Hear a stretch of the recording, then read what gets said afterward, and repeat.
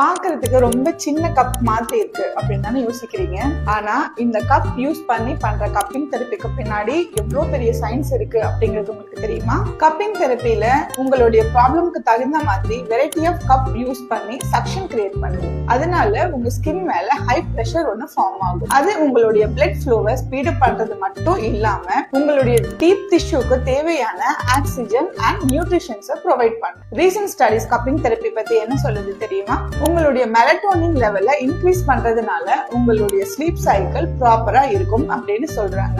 Because இது scientifically proven traditional healing method. இவ்வளவு benefits இருக்கிற கப்பிங் தெரப்பி யாரெல்லாம் எடுத்துக்கலாம் தெரியுமா?